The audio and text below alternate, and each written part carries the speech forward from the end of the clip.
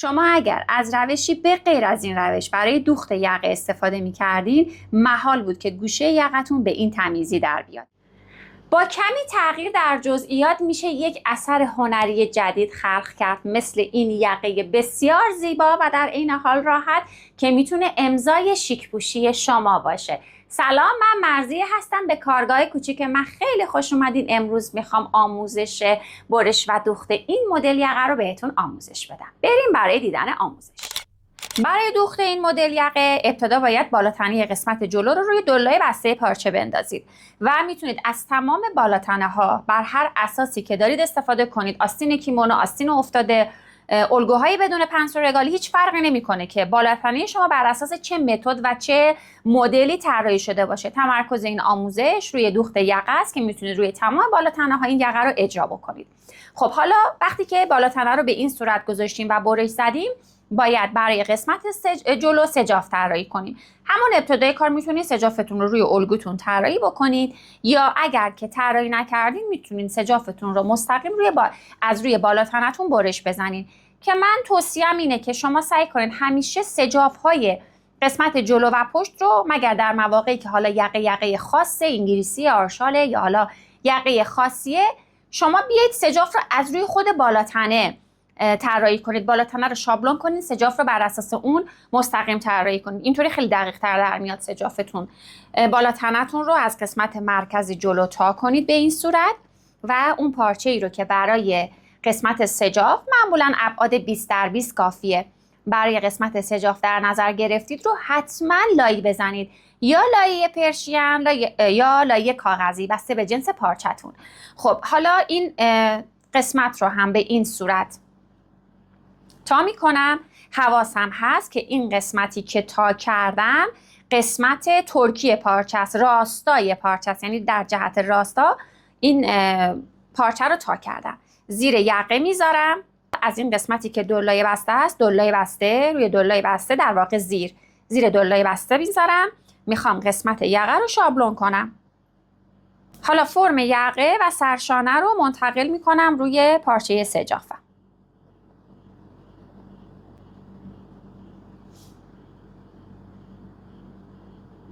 از قسمت سرشانه هم تا حدودای نصف سرشانه جلو میرم. چون که ما موقع برش برای قسمت تنه اصلیمون زاپاس دوخت در نظر گرفتیم، برای سجاف دیگه نیازی به زاپاس دوخت نیست. حالا این فرم رو طراحی میکنم. حالا از این لبه پایین، از این قسمت گودی گردن به اندازه تا پایین قد پارچه‌ای که دارم، یا به اندازه 10 الی 12 سانتی متر پایین میام و علامت میزنم، چون ما میخوایم یک بخشی از این قسمت جلو رو چرت بزنیم، بازش بکنیم. مثلا میخوام 5 سانت جلوی یقم رو باز بکنم، 5 سانت پایینتر اضافه تر باید فضا داشته باشم. حالا هلال یقه رو، فرم هلال بیرونش رو طراحی میکنم. دور تا دورش رو بدون در نظر گرفتن زاپاس دوخت برش میزنم. همین ابتدای کار این قسمت بیرونی رو تمیزدوزیش رو انجام بدین. وسط یقه سجاف رو علامت میزنم، وسط یقه تنه رو هم علامت میزنم. حالا تنه اصلی و سجاف رو به روی همدیگه قرار میدم، طوری که این علامت وسط روی علامت وسط تنه باشه و این رو با سوزن فیکس میکنم. در ادامه باید خط وسط سجاف رو پیدا بکنم. من اومدم وسط یقه سجاف رو به وسط یقه تنه فیکس کردم. پس باید این خط وسط سجاف رو هم به خط وسط لباس دقیقاً فیکس کنم. حواسم باشه مثلا اینجوری کج نباشه. یک خط صاف رو کامل بخوابونم روی تنه تا خط صافی که اینجا میکشم منطبق باشه با خط وسط تنه. ببینید من اینجا چون از قبل موقعی که میخواستم سجاف رو برش بزنم خط وسط رو به وسیله تا، ببینین اگر که فرضاً این پارچه‌ای باشه که برای سجاف استفاده میکنین، همون ابتدای کار که این رو تا میزنید و میخواید بذارید یقتون رو شابلون کنید، این رو اینجا یه اتو بزنید که خط اتوش بیفته و متوجه بشین اون دیگه خط وسطه. خب این وقت خط وسط رو پررنگ میکنم. حالا باید میزان بازی یقه رو مشخص بکنم. ببینید این یقه گردی که من اینجا دارم یقه گرد اولیه روی الگوه. هیچ آزادی، هیچ باز شدنی من به این یقه گرد ندادم. یقه کیپ گردنه. چون میخواد از توی سر رد بشه باید یک فضایی رو من جلوی یقه باز بکنم. دیگه این سلیقه‌ایه که میخواین جلوی یقه لباستون چقدر باز باشه. به اندازه 5 تا 6 سانتی متر من باز میکنم. حالا شما ممکنه سجافتون رو بلندتر بگیرین، دوست داشته باشین جلوی یقتون بازتر باشه، حتی تا 10 سانت هم این کار رو بکنین. من به اندازه 6 سانتی متر 7 سانتی متر میام پایین، یعنی 1 سانتی متر بالا که برای زاپاس دوخته، این که هیچ. از این زاپاس دوخت به پایین من میام به اندازه فرضاً 6 سانتی متر 7 سانتی متر، میگم کاملا سلیقه‌ایه. من 7 سانتی متر میام و علامت میزنم. این علامت رو مشخص میکنم. حالا از این خطی که وسط کشیدم 1 میل میرم به سمت راست، 1 میل میام به سمت چپ. دقت کنید بیشتر از 1 میل نیاین. این قسمت خیلی مهمه. به اندازه 1 میل میام سمت راست، 1 میل میام سمت چپ. این علامت 1 میل رو ببینید خیلی کوچیکه. ببینید این علامت های 1 میل رو، این علامت اگر بیشتر بشه باعث میشه وقتی یقتون رو دوختین لبه یقتون از همدیگه فاصله دار بشه. همین 1 میل، الان 1 میل اینجا، 1 میل اینجا، 2 میل. شما وقتی یقتون رو دوختین لبه جلوی یقتون به اندازه 2 میل از همدیگه فاصله داره. حالا اگر این بیشتر بشه 2 برابرش، مثلا اینجا شما 3 میل رفتید، اینجا 3 میل رفتین، 6 میل جلوی یقتون از هم باز میشه و این اصلا زیبا نیست. برای همین تاکید میکنم که 1 میل رو خیلی دقیق و با دقت انجام بدین. حالا این علامت 1 میل رو وصل میکنم به بالا، از این سمت هم همینطور این 1 میل هم وصل میکنم به بالا. ببینید به این صورت 2 تا 1 میل رو وصل کردم به بالا. حالا از حدوداً 1 سانت بالاتر از اینجا بیایید و این گوشه رو وصل کنید به اینجا، این گوشه هم وصل کنید به اینجا، به این صورت. حالا باید بریم پای چرخ و این مسیر قرمز رنگ رو بدوزیم. ببینید از اینجا شروع میکنیم به دوختن، این مسیر نوک‌تیز مثلثی رو میدوزیم، میایم تا بالا برای دوختش. بریم دوختش رو با هم دیگه انجام بدیم. خب دوختم رو شروع میکنم. ببینید اصلا کاری به حلقه گردن ندارم، فقط این 2 تا خط رو میخوام بدوزم. من مثل همیشه دارم از نخ کاملا متضاد و غیر همرنگ استفاده میکنم که شما توی تصویر بهتر متوجه بشین. قطعا که شما باید از نخ همرنگ پارچتون استفاده کنید. خب این خط رو میدوزم، درجه دوختم رو میذارم روی متوسط رو به پایین، مثلا 2، و این قسمت رو میدوزم. خب به این قسمت نوک‌تیز که رسیدم درجه دوختم رو یه مقدار باز کمتر میکنم. مثلا من الان گذاشتم روی 1، یه بخیه میام تا به این خطی مشکی، خط وسطی که دارم برسم. حالا سوزن رو توی پارچه نگه داشتم، حواستون باشه که درجه دوخت اینجا پایینه، مثلا 1. بعد به این صورت یه دوخت عمودی میرم، یه دوخت صاف میرم، دوباره سوزن توی پارچه برمیگرده، این یکی زل رو میدوزم. اگر این دوخت رو نرید موقع برگشت یقتون قسمت نوک‌تیزت نختون بیرون میزنه. حالا این قسمت رو هم میدوزم. الان به انتهای مثلثم رسیدم، این رو برمیگردونم، ادامش رو به سمت بالا میدوزم. دیگه میتونم درجه دوختم رو روی همون 2 بذارم. ببینید دوختتون به این صورت میشه. حالا قسمت وسط رو برش میزنم. همون خط مشکی بود که اول کشیدم، خط وسط یقه بود. این رو میام و برشش میزنم. برش رو میبرم تا نوک همون مثلثی که داشتم. دقیقاً اینجا رو اگر قیچیتون نوکش تیز نیست میتونید با یه بشکاف یا با یک قیچی نوک تیز این قسمت رو برش بزنید. حالا سجاف رو برمیگردونم به سمت داخل. سجاف برگشت به سمت داخل. شما اگر اون یه دونه دوخت صاف رو نمیزدین اینجا یه نخ میزد بیرون از کارتون. حالا اول اینکه احتیاج داره یه اتروش انجام بدم. ببینید من الان این کیس هایی که اینجا هست نشون میده که دقیقاً تا بیخ دوختم برش نزدم. اینو دقیقاً تا بیخ دوختم برش میزنم، به سمت داخل برمیگردونم و یه اتروش میزنم. خواستم یه ترفندم بهتون یاد بدم. ببینید وقتی که شما میخواین تا بیخ دوختتون این رو برش بزنید، چرت بزنید، قیچیتون نوکش مثل قیچی من خیلی تیز نیست. این تا اون بیخ شما نمیتونید برش بزنید. از یه بشکاف استفاده میکنم، میذارمش. ببینید اینجا انتهای دوختم، این یه کوچولویی که مونده رو با بشکاف، جهت بشکاف باید رو به سمت باز شده باشه. از این وری بشکاف رو نذارید که برید تا آخر دوختتون رو خراب کنید. از این وری نذارید. نوک بشکاف رو از این ته میذاریم داخل. این کار مخصوصا برای جیب های فیلتاب دار خیلی خوبه. خیلی قشنگ میتونید دوختاتون رو تا بیخش برش بزنید. خب حالا برمیگردونم یه اتو میزنم و میام برای ادامه مراحل.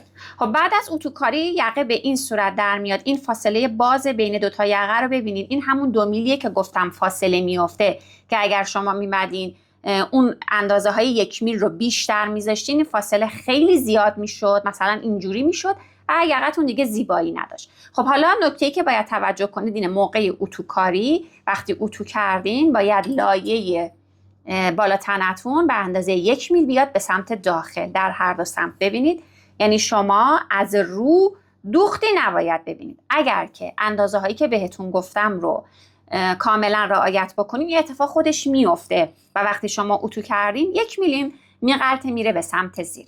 خب حالا باید برای قسمت شکار یقه ما الگوش آماده کنیم. قبل از اینکه بخوام شکار یقه رو بکشم و الگوشو بکشم، شما فقط باید بیاید و قسمت سرشانه ها، ببینین الان همه چیز سر جای خودش قرار داره. سجاف رفته به سمت داخل، پشت کاره و به این صورت. شما بعد بیاین به همین صورتی که سجاف هست این سجاف رو فیکس کنید به یقه و سرشانه ها. یه دوخت روش میرین که فیکسش بکنین.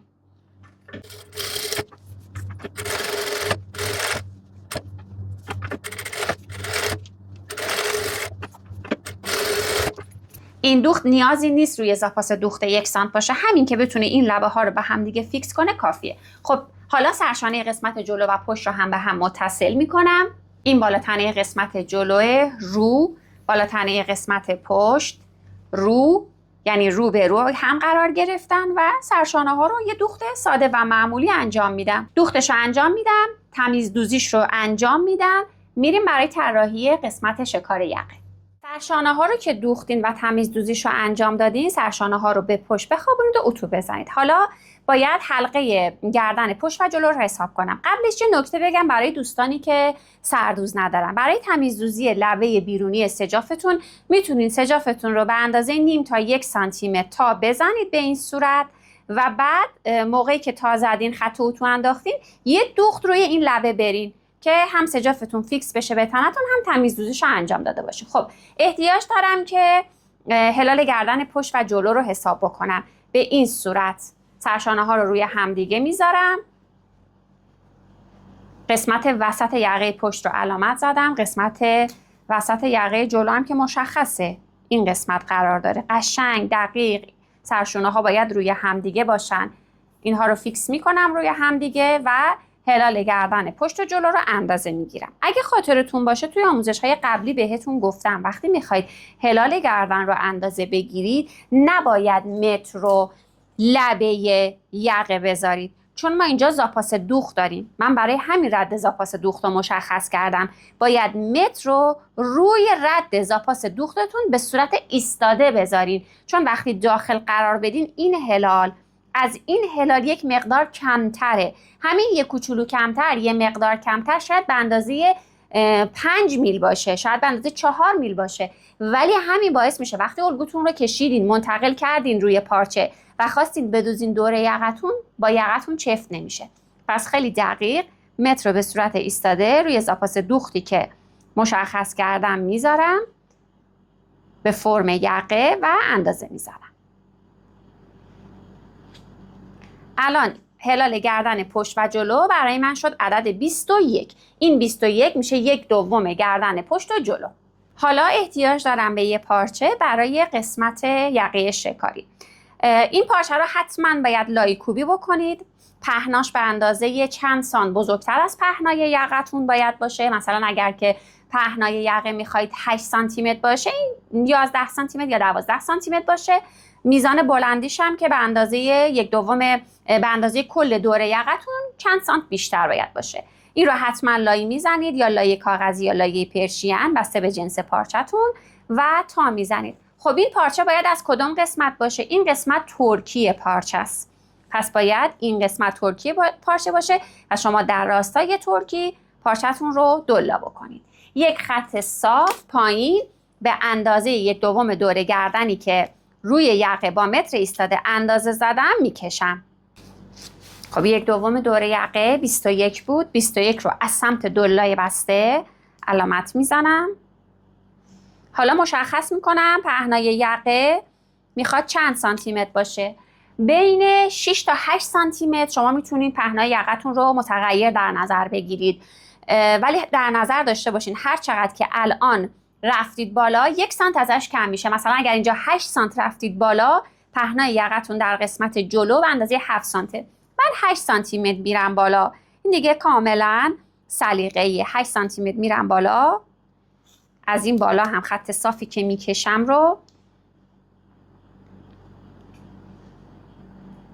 پس من یک کات دارم به طول 1/2 دور گردن پشت و جلو و پهنای 6 تا 8 سانتی متر که من اینجا 8 رو در نظر گرفتم. حواستون باشه اینجا هم دلای بسته است. این قسمت برای سمت پایین یقه است که وصل میشه به دور یقه. اینجا برای بالای یقه است. از سمت پایین یقه به اندازه 1.5 سانت بالا میرم، علامت میزنم. این خط پایینی رو نصفش رو پیدا میکنم. 21 برای من میشه 10.5. بالا هم همینطور نصفش رو پیدا میکنم. از خط بالا این خط بالا رو یه مقدار امتدادش میدم به سمت بیرون. حالا به اندازه 2 سانتی متر میام بیرون. از این 2 سانتی متر به اندازه نیم سانتی متر میرم بالا. پس ببینید 2 سانت اومدم بیرون، نیم سانت رفتم بالا. اینجا برای بالای یقه است. حالا با یک هلال ملایم یا با دست یا با کمک پیستوله این نقطه رو به این نقطه وصل میکنم. این نقطه هم به این نقطه وصل میکنم. حالا انتهای این نقطه‌ای که نیم سانت رفتیم بالا رو وصل میکنم به این قسمت. خب این قسمت میشه برای پایین یقه، این قسمت میشه برای بالای یقه. فقط باید کنترل کنید این قسمت پایین یقه رو یک بار با متر ایستاده دوباره اندازه بزنید. باید همون مقداری باشه که روی تنه اندازه زدیم. بله دقیقاً به یک اندازه است. اگر این هلالتون رو ملایم وصل کنید اندازش تغییری نمیکنه. دور تا دورش رو زاپاس 1 سانت میذارید، برش میزنید. 2 عدد از این یقه احتیاج داریم. یه عدد دیگه من هم برش میزنم و میام برای ادامه مراحل. از یقه 2 عدد برش زدم. یکی از یقه ها رو قسمت پایینش رو، لبه پایین رو به اندازه 1 سانتی متر زاپاس دوختی که گذاشتم به سمت داخل تا کردم، اتو زدم، خط اتو انداختم. حالا باید این 2 تا یقه رو به همدیگه وصل بکنم. وسط یقه رو پیدا کردم اینجا، وسط یقه رو هم اینجا مشخص کردم. رو به رو قرار میدم، وسط به وسط. از قسمت بالا و همدیگه فیکسشون میکنم. حالا باید دور تا دور رو بدوزم، دیواره ها و قسمت بالا رو بدوزم.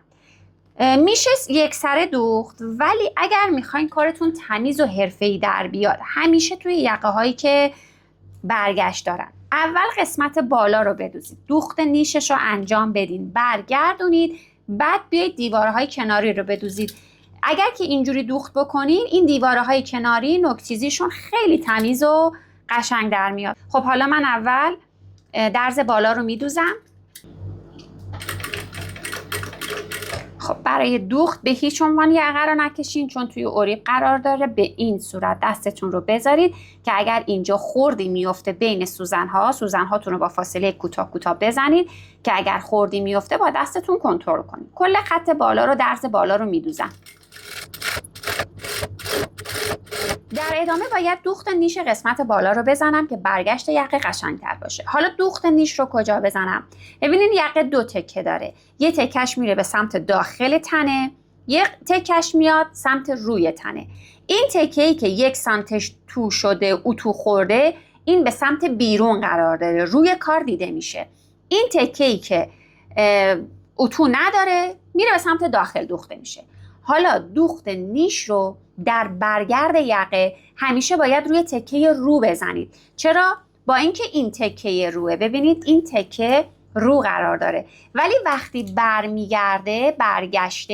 برمیگرده قسمت زیری پیدا میشه، اونی که داخل تنه است پیدا میشه. پس شما دوخت نیش رو باید در برگردهای یقه روی تکه‌ای بزنید که قرار رو دوخته بشه. حالا اضافات دوخت رو میدم به سمت این قسمتی که تو زدم، به این صورت. ببینید اضافات رو خوابوندم به این سمت.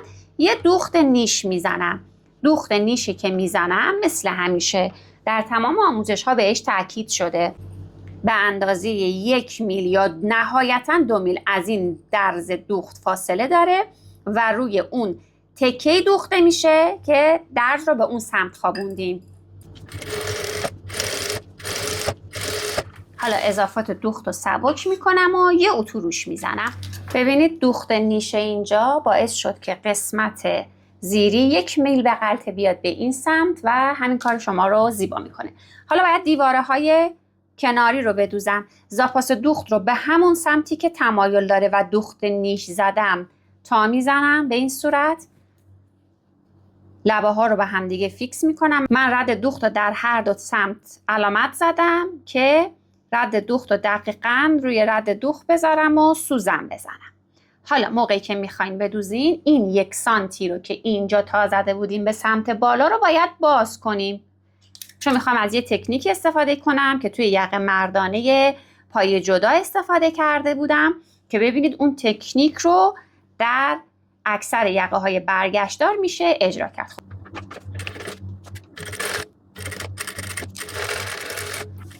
کناره ها سبک میشن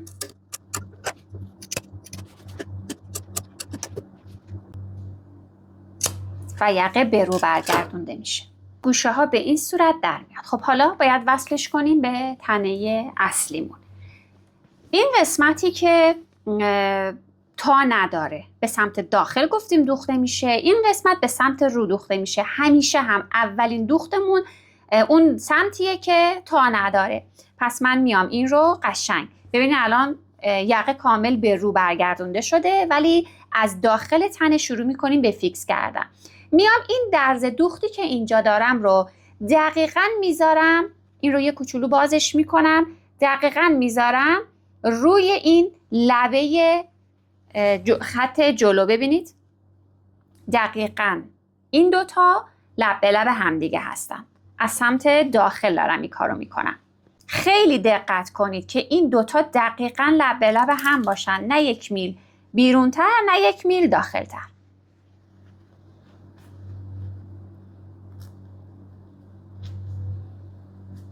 حالا وسط این یقه شکاری رو به وسط یقه پشت فیکس میکنم.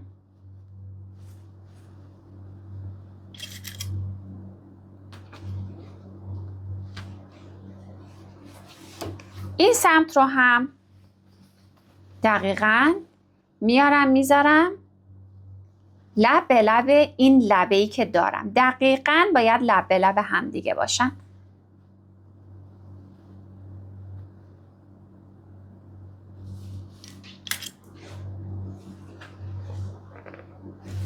حالا ببینین از این سمت لبه یقه اینو یه کوچولو اول برمیگردونیم.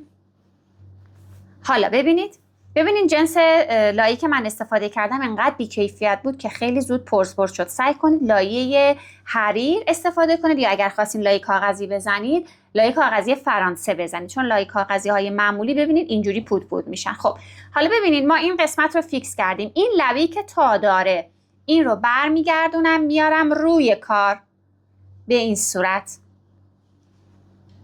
اینو هم اینجا فیکس میکنم.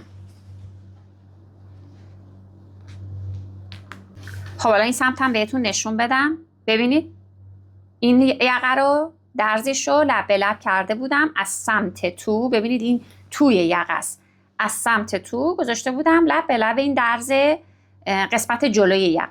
این رو برش میگردونم، میتونید یه خورده این رو یقه رو باز کنید، این رو بر میگردونم میارم روی کار به این صورت. جا هم سوزن میزنم. خروجی خیلی خوبی بهتون میده این روش دوخت. حالا بقیه یقه رو از سمت داخل به دور یقه فیکس میکنم. سوزن‌های عمودی و به فاصله های کوتاه باید بزنید. خب حالا میخوام بدوزم. چه جوری بدوزم؟ ببینین این که فیکس شده بود به داخل یقه. یه کوچولوش هم برگشت به این سمت. چقدر باید برگرده؟ 1 سانت 2 سانت کافیه. خیلی نمیخوایم همه رو به این صورت برگردونیم. 1-2 سانت کافیه. حالا شروع میکنم در حالتی که این قسمت یقه شکاری به سمت خودم هست، میذارم زیر چرخ، میدوزم. حالا نکته دوختیش، ببینید من میخوام روی این رده دوخت رو بدوزم. چک میکنم رده دوخت این سمت با رده دوخت این سمت روی همدیگه باشن. یه سوزن میزنم اینجا، نگاه کنین رده دوخت قشنگ باید روی همدیگه بیفتن. خب الان میدونم که جاش درسته، شروع میکنم به دوختن. برای دوخت یقه رو نمیکشم، دستم رو این شکلی میذارم که اگر در مسیر دوختم خوردی ایجاد شده، خوردا رو تو خود همین قسمت ها هضم بکنم. این سوزن هایی که به صورت عمودی زدین باید فاصله هاشون خیلی نزدیک به هم دیگه باشه تا در نهایت دوختتون دوخت خیلی خوبی باشه. اگر این کارو نکنین یقتون اضافه و کم میاد. ببین الان فاصله این 2 سوزن زیاده، یه سوزن دیگه میزنم، با دستم خوردایی که اینجا هست رو تنظیم میکنم و میدوزم.